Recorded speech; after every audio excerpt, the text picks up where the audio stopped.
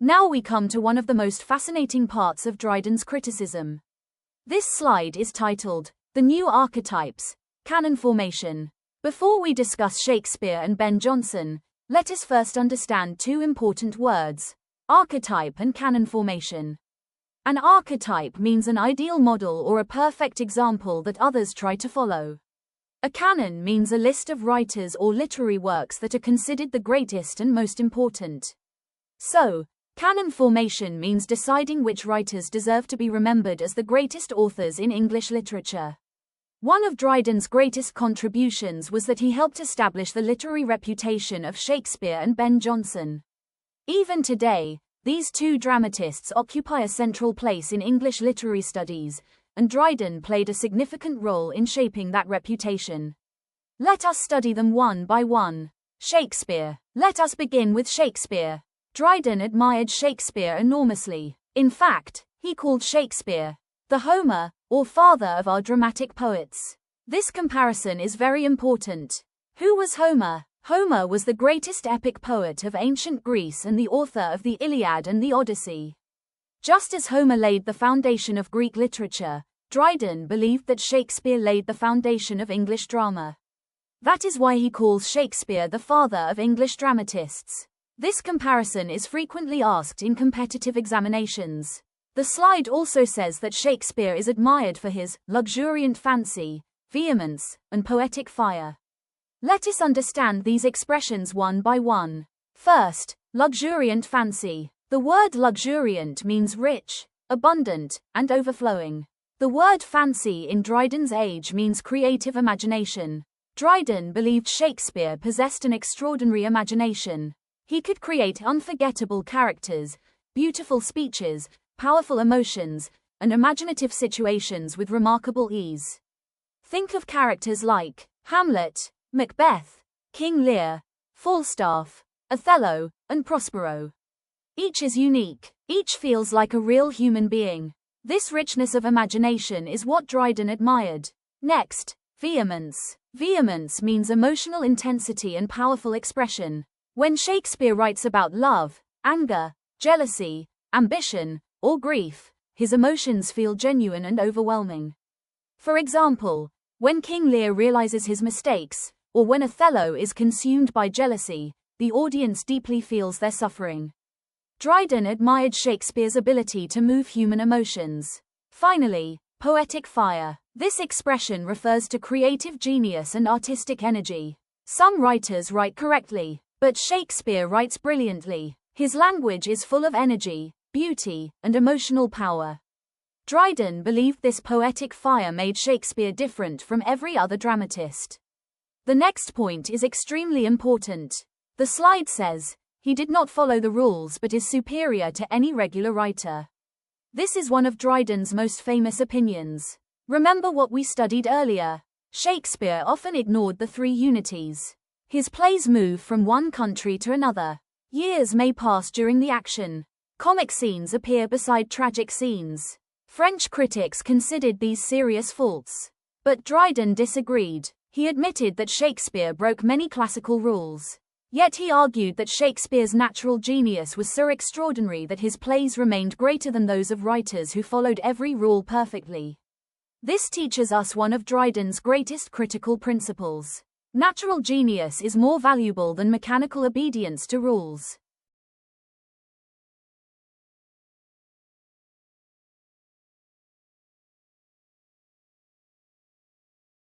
Finally, notice Dryden's beautiful verdict. He says, I love Shakespeare.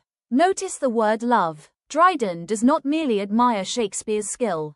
He feels a deep emotional affection for him. This reveals Shakespeare's unique place in Dryden's heart. Ben Jonson. Now let us move to Ben Jonson. Dryden greatly respected Jonson, although his admiration was different. He calls Ben Jonson the Virgil, the pattern of elaborate writing. Again, let us understand this comparison. Virgil was the great Roman poet who wrote the Aeneid. Unlike Homer, whose greatness lies in natural genius, Virgil is admired for discipline, craftsmanship, precision, and artistic perfection. By comparing Jonson with Virgil, Dryden tells us that Jonson represents careful artistic craftsmanship. Every scene, every character, every dialogue, and every plot is carefully planned. Nothing is accidental. The next point says that Jonson is admired for his representation of humours. What are humours? According to Renaissance medical theory, the human body contained 4 bodily fluids or humours. These were blood, phlegm, yellow bile, and black bile. People believed that the balance of these humours determined a person's personality. Ben Jonson used this idea in his famous comedy of humours. In his plays, certain characters are dominated by one exaggerated quality. For example, one character may be excessively greedy, another endlessly jealous, another proudly arrogant, and another foolishly talkative. These exaggerated traits create comedy while also exposing human weaknesses. Dryden admired Jonson's remarkable ability to observe and portray such human behavior. The slide also tells us that Ben Jonson became the subject of Dryden's first critical analysis in English, particularly in his discussion of the silent woman. This is very important historically. Dryden did not simply praise Jonson. He carefully examined Jonson's dramatic techniques, his characters, his plot construction, and his artistic methods. This careful evaluation became one of the earliest examples of practical literary criticism in English. Finally, notice Dryden's verdict. He says, "I admire him." This choice of words is significant. For Shakespeare, Dryden says, "I love Shakespeare." For Ben Jonson, he says, "I admire him." Why this difference? Because Shakespeare appeals primarily to Dryden's heart and imagination. Jonson appeals primarily to Dryden's intellect and respect for artistic discipline. One represents natural genius. The other represents careful craftsmanship. Dryden believed that both qualities are essential for great literature. Bringing both together, now let us compare these two great dramatists. Shakespeare is like a mighty river. His imagination flows freely. His creativity seems limitless. He sometimes ignores rules, yet he produces unforgettable masterpieces. Ben Jonson is like a skilled architect. Every detail is carefully measured. Every scene is perfectly designed. Every character serves a clear dramatic purpose. Dryden never asks us to choose one and reject the other. Instead, he teaches us to appreciate both. From Shakespeare, we learn the value of imagination, emotional power, and natural genius. From Ben Jonson, we learn the importance of discipline, craftsmanship, and artistic control. Together, they represent the two great ideals of English drama. For competitive examinations such as UGC NET, SET, PGTRB, GATE, and MAR English Entrance, remember these important points. Dryden helped establish the literary canon of English drama by elevating Shakespeare and Ben Jonson as the two greatest English dramatists. Dryden called Shakespeare the Homer, or father of our dramatic poets.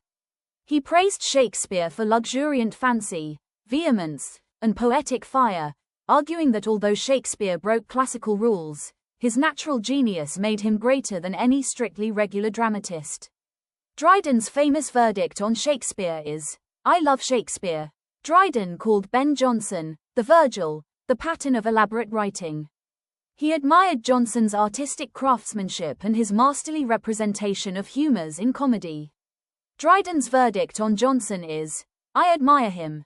These comparisons reveal one of Dryden's greatest achievements as a critic. He recognized that true literary greatness can arise both from creative genius and from carefully disciplined craftsmanship.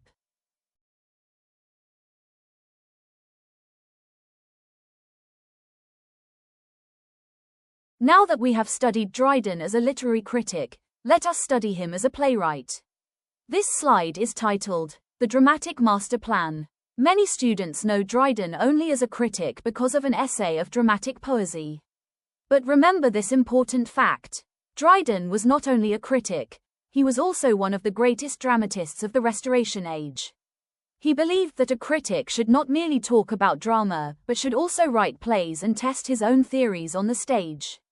This is why his criticism is so practical. He knew the difficulties of writing for a real audience. The slide tells us that Dryden wrote 28 plays during his career. These plays can be divided into 3 major categories. Let us study each category one by one. First category: Heroic plays. The first category is heroic plays. This was the most popular form of drama during the early Restoration period. But what is a heroic play? A heroic play is a serious drama that presents extraordinary heroes and heroines facing impossible challenges. These plays are filled with great warriors, powerful kings, beautiful queens, epic battles, romantic love, honor, courage, and sacrifice. The characters are larger than ordinary life. They perform extraordinary actions instead of everyday activities. The slide gives us 3 important examples. The first is the Indian Queen. The second is the Conquest of Granada. The third is Aurangzeb. These are among Dryden's most famous heroic plays. Now let us understand their features. The first feature is rhymed couplets. Unlike Shakespeare, who usually wrote tragedies in blank verse, Dryden's heroic plays often used heroic couplets. A heroic couplet consists of 2 rhyming lines written in iambic pentameter. For example, the first line ends with 1 rhyme, and the second line ends with the same rhyme. Dryden believed that rhyme gave dignity, musical beauty, and grandeur to heroic subjects. Although he later changed this opinion, during this period he strongly supported rhymed drama. The next feature is exotic settings. Instead of ordinary English towns, Dryden often set his plays in distant kingdoms, foreign empires, and magnificent royal courts. Why? Because distant locations created a sense of mystery, romance, and adventure. The audience could imagine themselves traveling to wonderful new worlds. The next feature is love and honor conflicts. This is the heart of almost every heroic play. The hero faces a painful choice. Should he follow his heart and marry the woman he loves? Or should he sacrifice his personal happiness for his country's honor, his king, or his duty? This conflict creates intense emotional drama. Imagine a brave general who loves a princess. At the same time, his country asks him to fight a dangerous war. If he chooses love, he betrays his nation. If he chooses duty, he loses the woman he loves. This conflict between love and honor is one of the defining characteristics of heroic drama. The final feature is extreme spectacle. Restoration audiences loved grand entertainment. Therefore, Dryden's heroic plays included magnificent palaces, battle scenes, royal ceremonies, military victories, dramatic entrances, and impressive stage effects. These plays were designed to amaze the audience.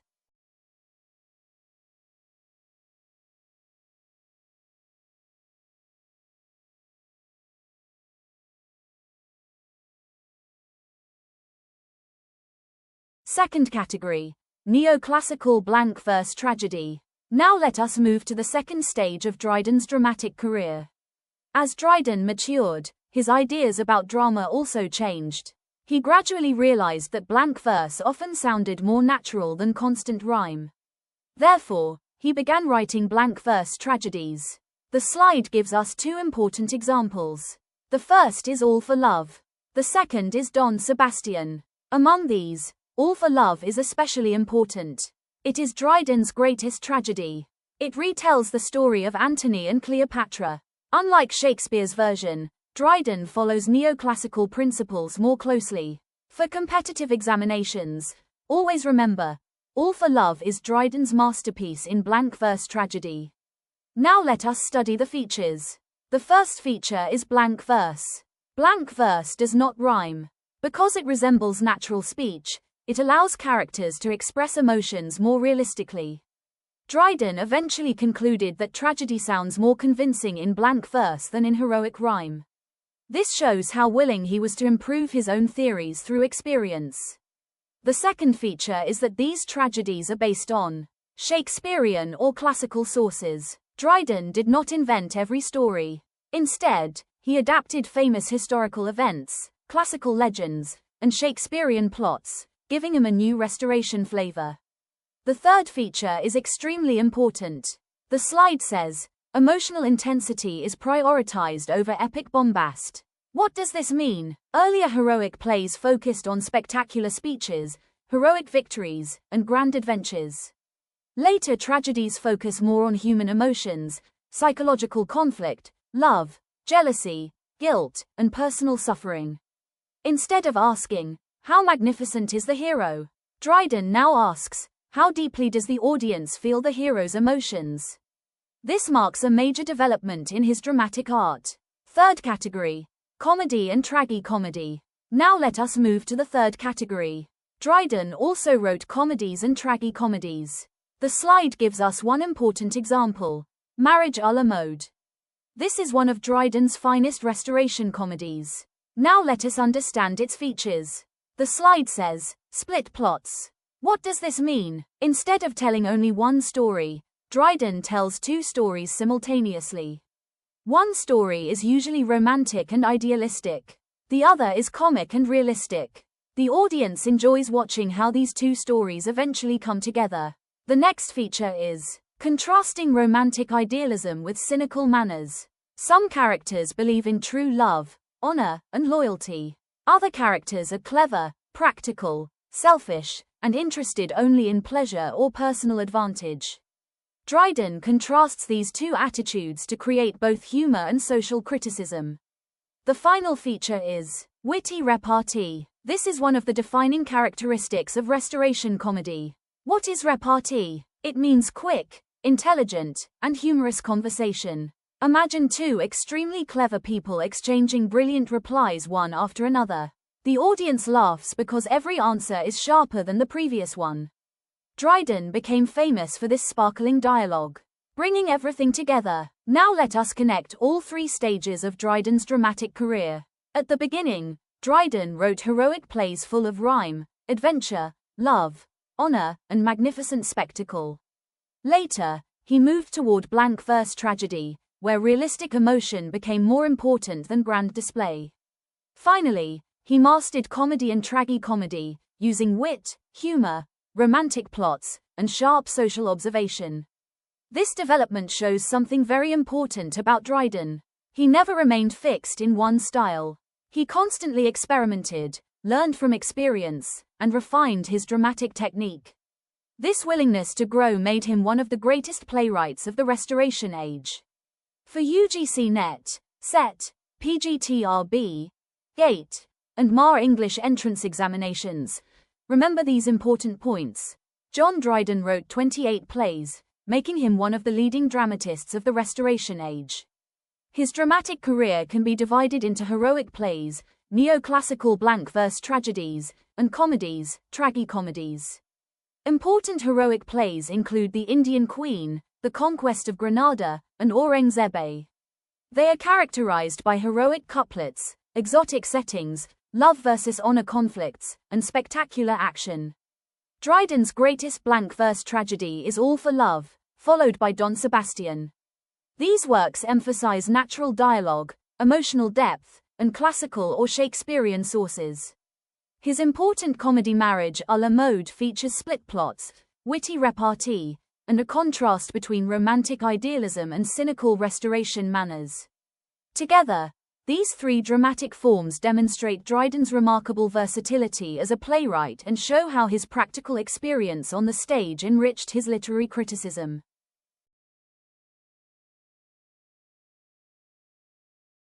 Now we come to what many scholars consider John Dryden's greatest play. The title of this slide is All for Love, 1677. If someone asks, which is Dryden's masterpiece as a dramatist?